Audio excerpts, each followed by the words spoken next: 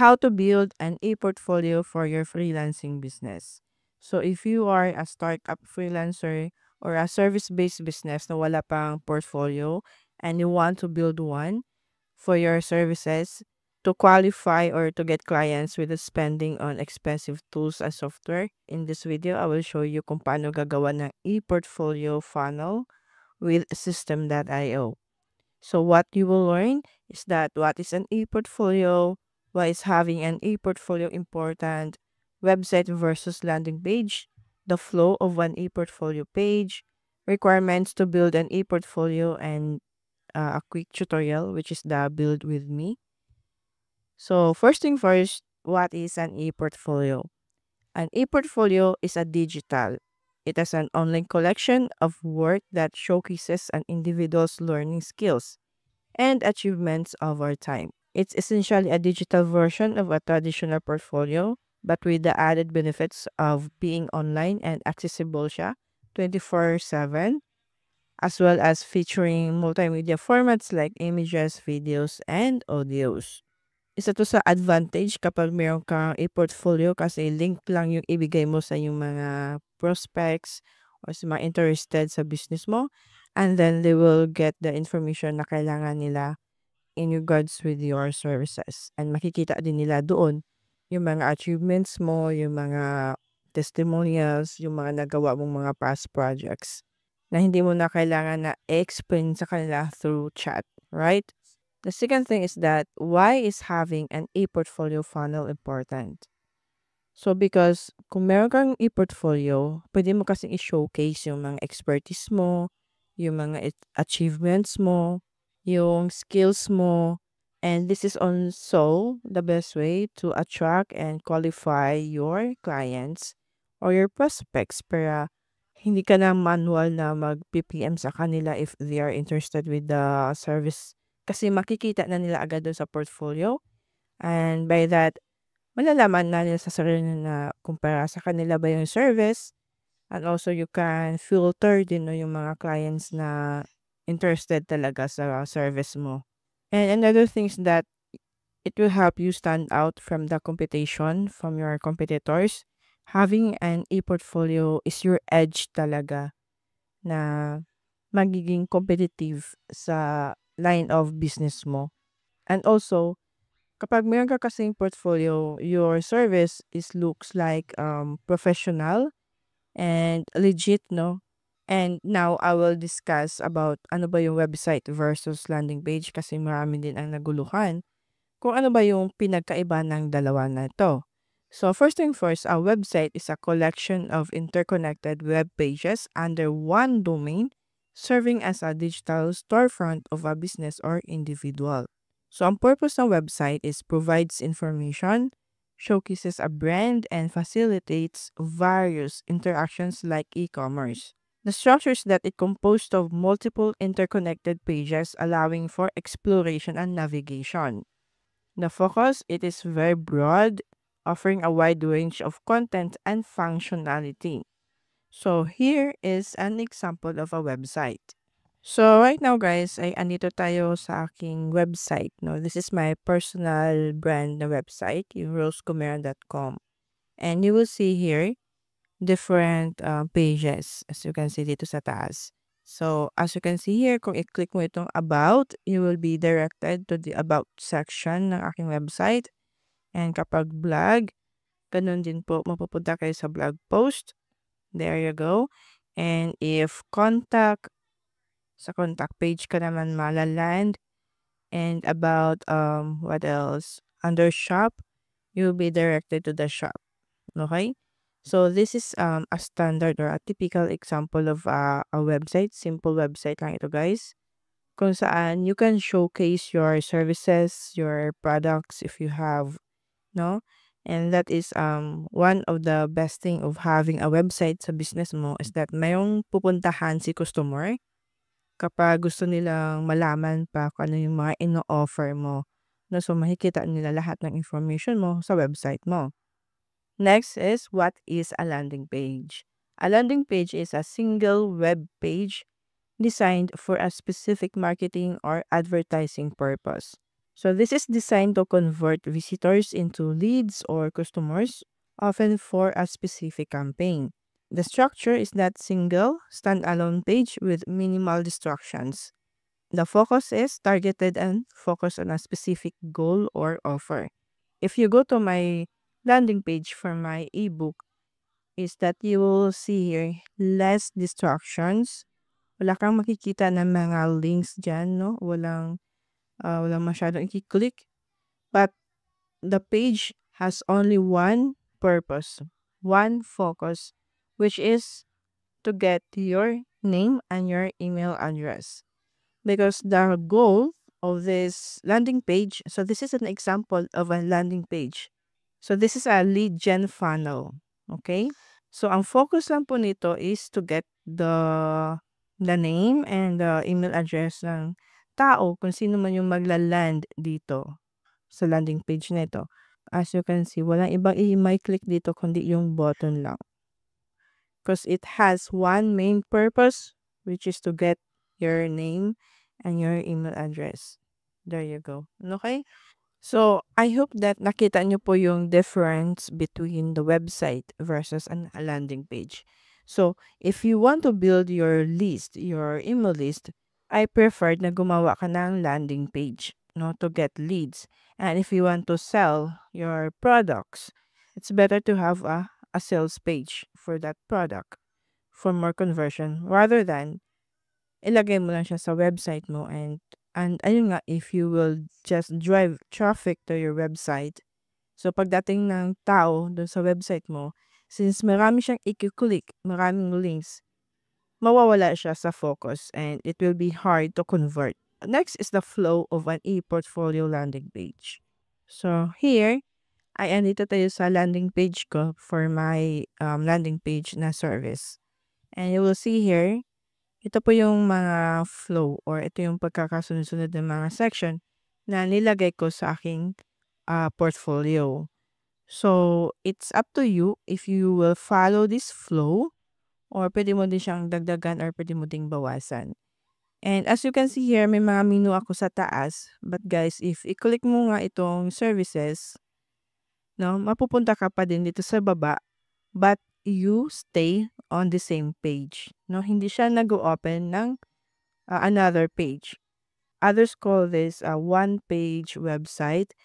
Website siya pero nasa isang page ka lang, hindi ka madadirect doon sa ibang pages kung i-click mo yung mga menus dito sa taas. And this is medyo mixed na strategy sa portfolio.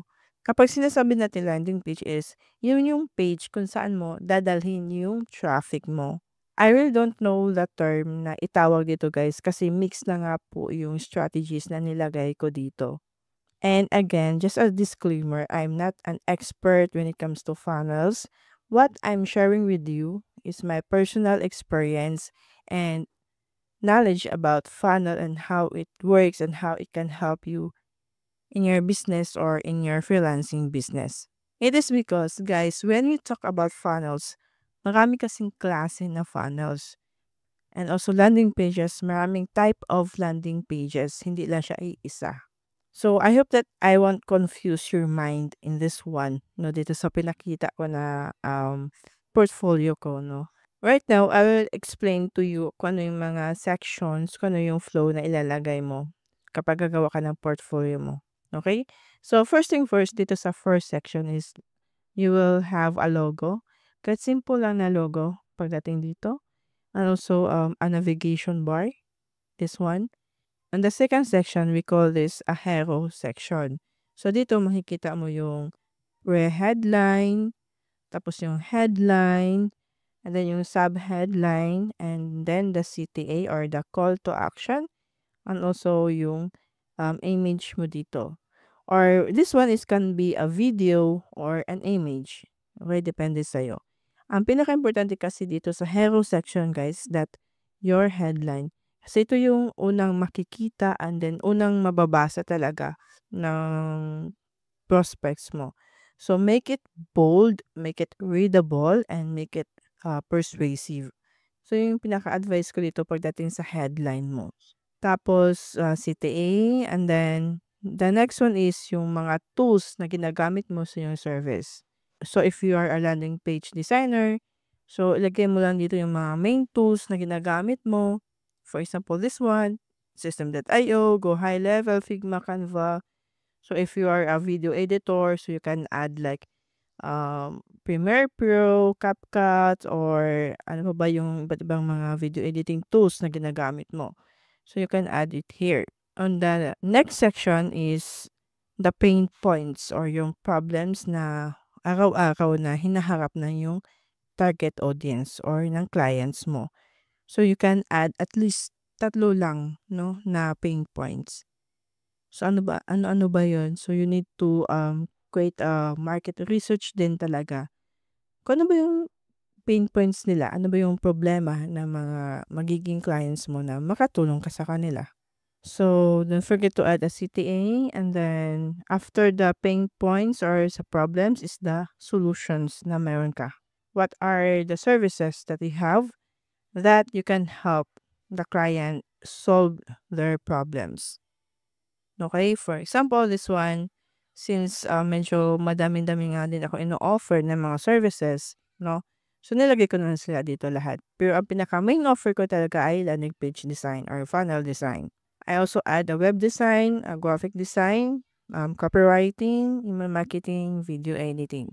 So, these are the top 6 services that I offered. Depende sa'yo guys, no, kung ano yung type of service na ino-offer mo. Next is you need to have a professional logo. Huwag naman po yung naka-selfie na nakahubad. Huwag po yung ilagay mo dito is mukha ng anak mo o mukha ng aso or ng pusa mo. No, don't do it kasi you are giving service dun sa mga businesses. So, make it professional na tingnan yung photo mo. So, kung iniisip mo, Miss Rose, paano kaya yan? Wala akong professional na photo. Hindi ko afford na magpa-picture sa mga studio. Well, that's totally fine, no? Kasi with the help of AI, you can create a professional looking na profile photo without spending on expensive studios. So, maraming mga tutorials dyan sa YouTube. You just need to be resourceful talaga.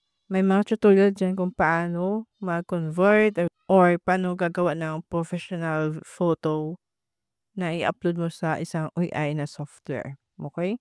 And also, just add a short description about you, about your service, short background about you. Wag naman po yung parang pang telenovela talaga, no? Na mahabang basahin. So, just make it relevant dun sa ino-offer mo na services and a short background kung sino ka.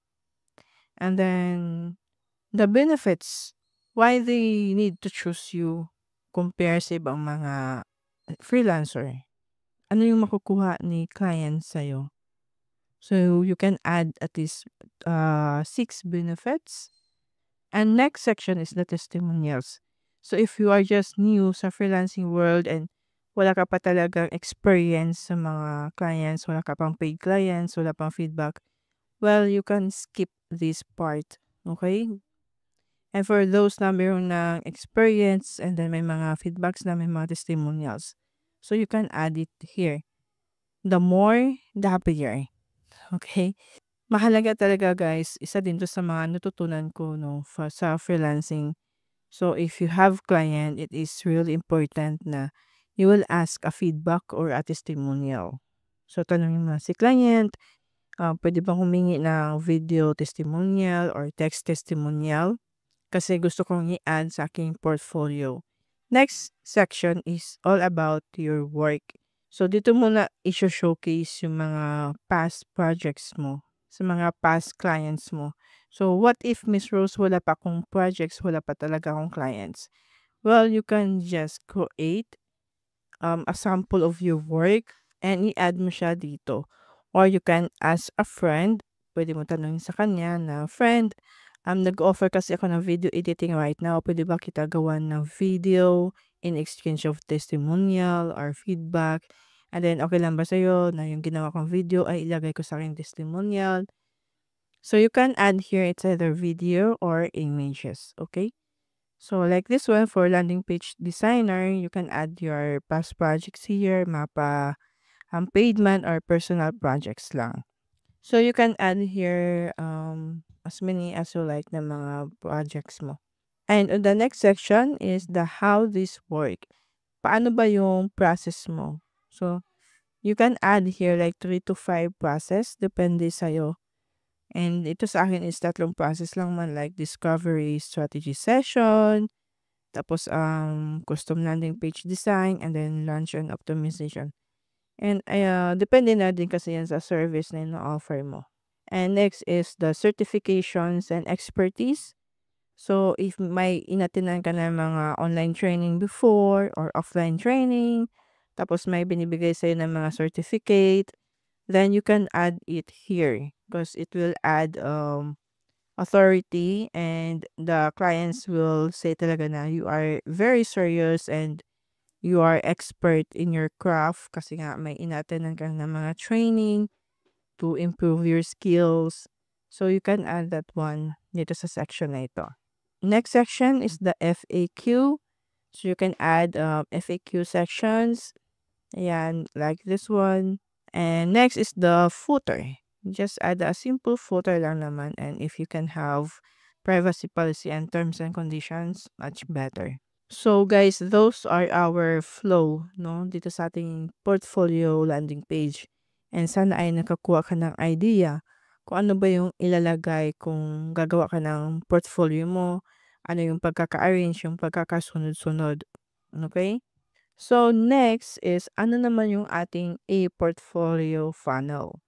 Diba, shinare ko kanina, kapag sinasabi natin funnel, a funnel is a sequence of landing pages or pages na magkakasunod-sunod, no, sa process. Yung pinakita ko kanina is yung po yung ating e-portfolio landing page.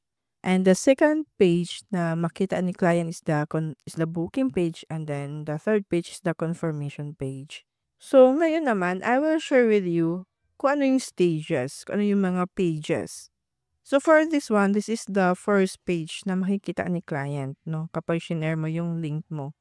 And once they will click this CTA, the schedule a one-on-one call with me, they will be redirected to the second page. And on the second page, guys, is the booking page. So dito na magpa-book sa'yo si client mo. They will just choose a date and time for your one-on-one discovery call or strategy call or audit call. Depende kung kailan ka available. And ang kaganda kasi dito is that the client have the freedom to choose kung kailan ba talaga siya available din. So, for example, mamili lang siya ng time dito. For example, this one, Thursday. So, that is May 29. And then, mamili lang siya ng time kung kailan siya available. So, for example, that one. And then, click na niya itong next step. So, dito, kailangan niya mag-fill up ng form. And this is very important, guys, kasi this is one way of building your email list sa mga prospects mo. Building an email list or having an email list is very important if you have an online business. Alright, after ma-fill up ni client, guys, is that i-click niya itong submit na button. And you will see here, booking confirmed. So, free one-on-one consultation. Andito yung pangalan ko, andito yung date and time, tapos ilang minutes, tapos nakalink na din dito yung Zoom link ko. And once the client will click this finish button, it will direct him or her to the third page, which is the confirmation page. Your book, we're excited to meet you, and ito yung mga next step. So, si client ay maka-receive po siya ng email from system.io. Like for example, this one, confirm landing page discovery call with me, ganun, may ma-receive siya na emails. And on that email ay ando na din yung Zoom link na ilalagay. Ayun yung Zoom link na gagamitin niyo for your one-on-one consultation. And also, you as a service provider ay maka-receive ka din ng email from system.io na mayroong nagpo-book sa'yo, na mayroon kang booking schedule. This is very important, and also it really save time, no? Para hindi ka na mag-explain kay customer or kay client kung ano yung services na ino-offer mo, and then kung kailan yung availability mo. Ibigay mo na lang yung link sa kanya and siya nang bahala na mag-book. So ngayon tinatanong mo kung ano ba yung requirements sa paggawa ng e-portfolio. Ang kailangan mo lang dito ay ang software to build a landing page. Example, Canva. Yes, pwede na din guys, pwede na din kayong gumawa ng e-portfolio nyo sa Canva. ClickFunnels, Go High Level, WordPress, or System.io. Personally, I recommend talaga System.io kung gusto mo munang makatipid ay ayaw mong gumastos muna sa mga mamahaling mga softwares and tools. And also, you need to have your custom domain. I prefer talaga and suggest na bumili ka ng custom domain mo for your business. Iba pa din talaga if you have your own custom domain. So, yung price nito is nasa mga 500, I think, if bibili kayo sa Namecheap. At then, may video tutorial na din ako dito guys kung paano bibili ng custom domain kay Namecheap and how you can integrate it into System.io. So, check mo na lang po yung ibang videos ko. And also, the sales page copy. Copy means ano yung mga words yung gagamitin mo. So, you need to prepare that one. You can ask ChatGPT to create a sales page copy for your e-portfolio landing page, or you can hire someone to create a copy for you.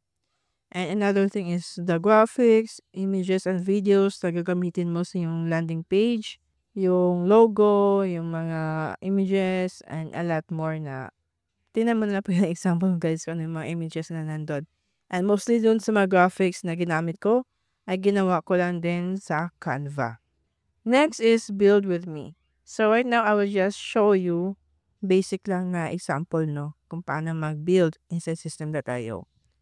So, ano lang guys, gagayahin ko lang yung example ko dito. Before tayo mag-proceed guys kung paano mag-build ng e-portfolio kay System.io. So, first and first is that you need to have a System.io account. And kailangan mo lang dito is a Gmail to sign up in System.io so you can have a lifetime free account. So, ayun, pwede ka nang gumawa ng landing page. So, once may account ka na kay System.io, login ka lang and then punta ka dito sa websites and then sales funnels. And here, as you can see, madami na akong funnels na ginawa. So, you can build a new one. Click mo lang itong create button, follow my mouse, create, and then you can name it like portfolio. Choose your funnel goal. So, since we are building our list, so we can use the build an audience kasi hindi naman tayo magbebenta, no? So, just choose build an audience. And then for the funnel domain, if meron ka na palang na-integrate na domain sa iyong System.io account, so you can choose your custom domain. If wala ka pa kasi na-integrate na domain sa iyong System.io account is default lang po yung nakalagay dyan na domain. So, that will good to go na if wala ka pang custom domain. Okay? And then, for the currency, so you can just ignore this one kasi hindi naman natin kailangan. And just click the save button. So, once nakagawa ka ng portfolio funnel, like this one, click mo lang siya. I suggest to remove this one kasi gagawa tayo from scratch. Remove. There you go. And once na-remove mo na yung mga funnel step, no, click mo na itong add step. And then, lagyan mo na pangalan. For example, my portfolio. Type is squeeze page. And then, start from scratch. Click save. Okay, and as you can see here, your name is my portfolio. URL path, you can rename this one. Like, my portfolio. So, in naming your URL path, dapat walang space, walang mga special characters, and also, yung letters mo dito ay small, walang capital, kasi mag-error po yan. Mag-error yan. See, this value is not valid. So, it should be small. Yan, small letters lang yan lahat. So, once you are done, i-click mo na itong edit page. And welcome to our System.io editor. So, dito na tayo magdi-design. Ayan. Yung nasa left side ay ito yung mga elements na gagamitin natin to design our landing page. So here is our canvas where we are going to build our portfolio landing page. So on the first section, we need to have a navigation bar. So ang gagawin mo, first thing first is section, drag and drop. Okay?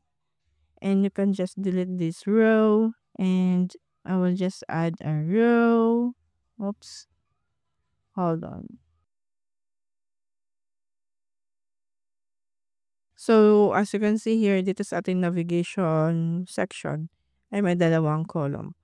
So, ang gagawin ko is piliin ko itong dalawang columns, drag and drop. Tapos, I will add this one. Kahit text lang. Text element, drag and drop text element. Much better if we'll do it in headline. Okay, and adjust ko lang. For example, ano nga yun? Services portfolio about. Services portfolio about. And I can adjust the font size into, and I will adjust the padding here. Like for example, 1 and bottom is 1. By the way guys, ang pinaka-tip ko dito is punta ka muna sa settings and iset up mo muna yung default font para ayan, ano siya, ma-edit siya as general. And also this one, okay? And for the logo here, so add ka lang ng image, drop. Okay, so you can add an image here. Depende sa'yo, no? So, dapat meron ka lang ding logo na ginawa. This logo, okay? Tapos, insert. For you, if wala ka pang image na na-upload, so, click mo lang yung image na element and then upload, select a file. Tapos, hanapin mo yung logo na ginawa mo. So, you can create a logo sa Canva. And then, of course, you need to adjust yung size ng image. So, click the image and then scroll down. Pula ka dito sa image size. Okay? Decrease mo siya. Right here. And then, the alignment is dito sa left side. There you go. And for this one, and if you want to change the color ng section, so click mo lang yung section na elements, scroll down, background color. Let's say I will add this orange. Nope. Or this one. Nope. Wait na lang. And next is yung hero section natin. So, 1, 2. Dalawang column. So, punta na tayo dito sa 2 columns. Pero bago ang lahat, mag-add muna natin ng section, and then dalawang columns. Okay? So, for example, I will just copy this one. So, I will add text. So, drag and drop lang talaga siya, guys. So, yung font size niya, I preferred 20. And the headline, this one, paste natin. So, I preferred 40 up. And then, adjust the line height. Okay? Tapos, yung alignment is left side. There you go. Also, this one, alignment. Left side. Okay? Tapos, i-bold natin. Punta tayo sa font size, font type, Open Sans, and gawin natin siyang bold 70. And next is this one, the description, and drag and drop natin ng text. So, font size is 18. Alignment is left. So, scroll down ka, punta ka sa button. Okay, and adjust the margin. Gawin natin 35. Kung mapapansin mo guys, malit yung size ng ng button. So, ang gawin mo, click mo lang yung button. And then, under button width, so you can adjust to full width. There you go. Okay? And save changes natin. For example guys, may receive kayong error. Gaya nito na, at least one email input is required on this page. So, ang gagawin mo lang, close that, and punta ka lang sa button mo. So, in your button, so under action when button is click, so change mo yan. Kaya po nag-error yun kanina kasi ang action is naka-submit form. So, ang gagawin natin is click mo lang yan and then hanapin mo ang next step URL. And save changes. So, mawala na yung error. And then, we can change the background ng header na ito guys. So, click mo lang yung section. Example lang to guys, you can create an image for that one. You can use Canva for your design. And also, display image. Piliin mo lang ang fill 100% width and height. And also, content width, it should be wide. So, lahat ng section mo, yung content width is dapat wide. Pero maganda pa din siya tingnan kahit sa mga smart TV. Okay? And mapapansin nyo nga po na hindi readable yung text ko dito. Okay? So, ayan, kung gagawa kayo ng background image for your hero section, make it sure lang na readable po yung text. Pinaka-importante pa din na mabasa ni prospects or ni customer yung headline, yung mga text mo dito. So, ayan, since example lang naman to guys. So, once done, click Save Changes. Next is, may CTA na tayo. So, you need to edit the text inside your button kasi nakalagay click here, no? Pangit siyang tingnan. So, lagyan natin siya ng text. So, i-click mo lang yung button and then under button, you will see here typography, button text. So, palitan mo siya ng, for example, book a free consultation. And you can just delete the subtext. It's better. O save changes. Next is itong tools you use. So, ang gagawin mo for this one is gawa ka muna ng panibagong section. Under column layout, add section, drag and drop mo lang. There you go. Dapat may row. Tapos, click mo lang yung row, palalabas yung settings. Gawin mo siyang, for example, 100.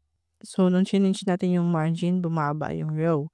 So, ngayon gawin natin siyang negative 100. Dito siya sa taas. Or negative 80. Tapos, yung color is panilagyan natin ng orange. And depende na sa'yo guys ha. So, mas mahalaga pa din na meron kang color branding. Gawin natin siyang pink. Okay. Tapos, another thing is that we can add a shadow, hide shadow, and adjust natin yung corner. For example, 113, so here. There you go. So, mapapansin mo na medyo, sila, magkalapit, no? So, adjust mo lang yung padding ng iyong hero section. So, click mo lang yung row, and then go to padding, and pwede mo siyang i-adjust ng 100. Oops, may mali. Hindi sa top. It should be bottom. There you go. So, you can see my distance na. Okay? Tapos, next is this your daily experience? So, I will just copy this one, guys, ha. So, maglagay tayo ng text headline. Okay? Adjust natin yung margin. Like, for example, 40. And paste. There you go. And here pala, guys. Okay? Ilan to? 1, 2, 3, 4. So, 4 na column. Ang gagawin mo is, punta ka dito sa column layout, choose 4 columns, drag and drop mo dito. So, under sa 4 na column, since may tigda dalawa, okay? So, mag-add ka ng 2 columns each. So, 1. Ayan. So, ayan. And another one is mag-add ka ng image. Okay? And then, text. Oops. Ano natin? Like this one. Okay? Tapos, i-center na natin siya, guys. Ito. So, yeah. Sa lahat ng columns ito, gawin mo po. Para mag-add ka na lang ng photo. Yan lang natin. See? Tapos, let's just duplicate this one. And then, duplicate. Then, duplicate. Move natin siya ng center. Ito, center. Tapos, ito naman 3. So, ang ginawa ko dyan ay nag-add ako ng 3 column. Drag and drop. And then, 1 row. Ayan. Tapos, i-set up ko na yung settings nito. So, for example, may photo siya. So, mag-add ako ng photo, ng image. And then, text. So, there could be a headline. and then text. Tapos itong row na 'to ay lalagyan ko siya ng shadow, hard shadow. Corner radius is lagyan natin 8. So, for example, overwhelm. Paste natin diyan.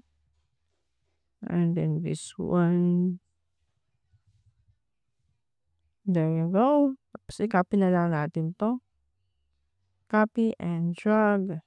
Ayan na siya guys. So, ikaw na po bahala maglagay ng another problems or pain points ng customer mo dito. So, next is solutions. So, ganun pa din guys. Mag-add ka na ng another section. And 3 columns ulit. So, medyo same lang naman sila ng format dito. So, we'll just copy this row. Copy and I will drag it here. Tapos maglagay ka na lang ng ano dito. Title. So, drag and drop lang talaga siya ng mga elements dito guys. Ang gagawin mo. There you go guys. Hindi ko na siya i-explain isa-isa. Kasi once marunong ka naman po mag-drag and drop. So, ulit-ulit lang naman yung gagawin mo dito. Mag-add ng row, mag-add ng column, mag-add ng data or ng information. Ito po yung copy. So, i-add mo lang.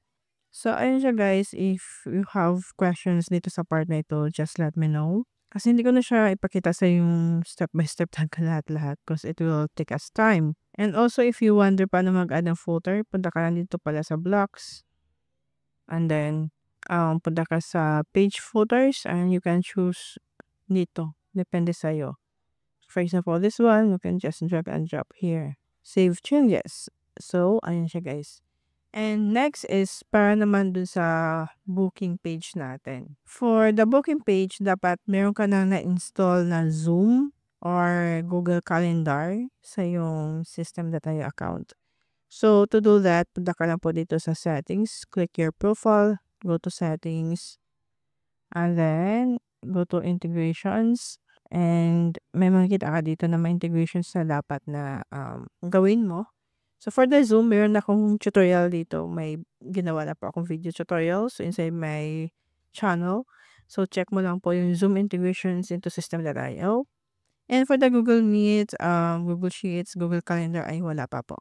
So, ang gagawin mo lang, if you want to link them, is just click their icon logo and just follow the online screen instructions. Okay?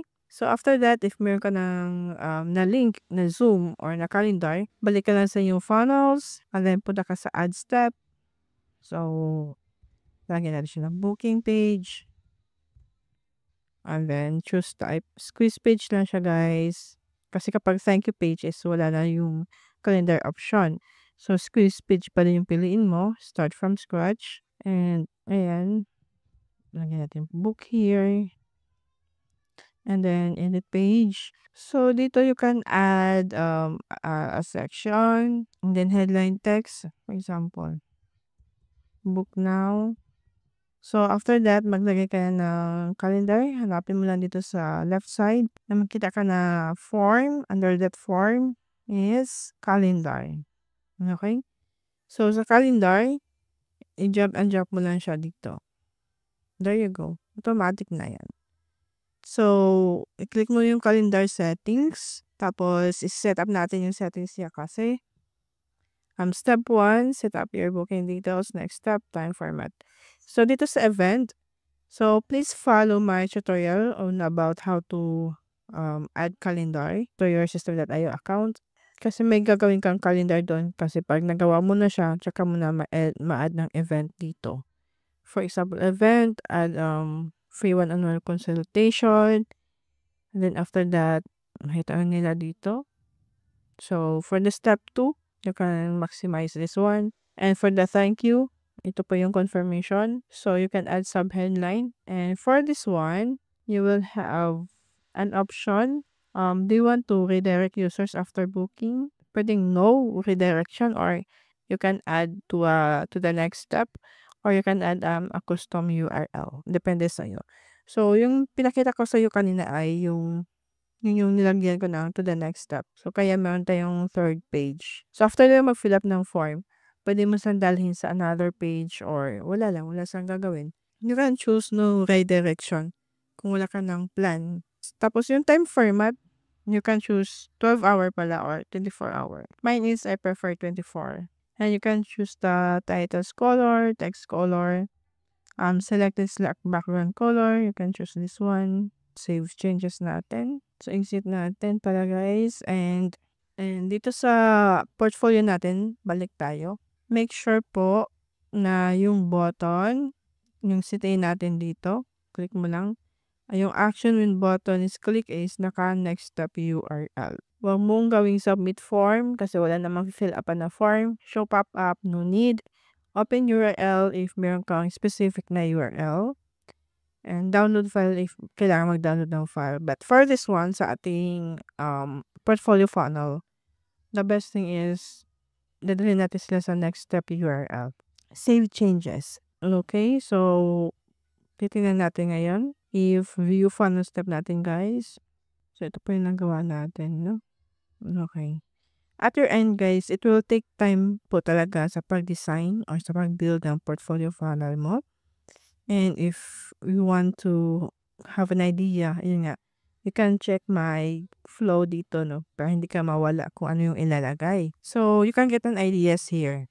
Sinabi ko na kanina kung ano yung mga flows na dapat na magkasunod-sunod sa portfolio page mo. So, for example, this one, kapag i-click ni client or ni prospect itong button na ito, it will be redirected to our second page, which is yung booking page.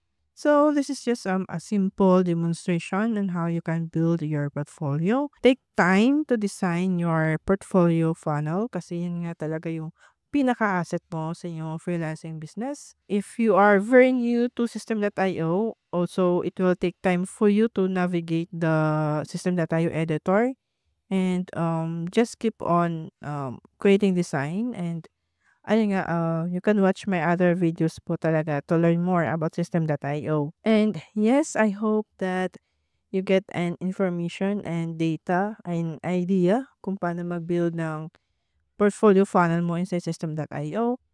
And also, if you have questions, just leave a comment below. And by the way, if you don't want to build from scratch, then you can get my portfolio funnel template. You can check the description of this video on how to get the template. Okay? Thank you for watching, guys. And for more System.io tips and tutorials, you can watch this playlist.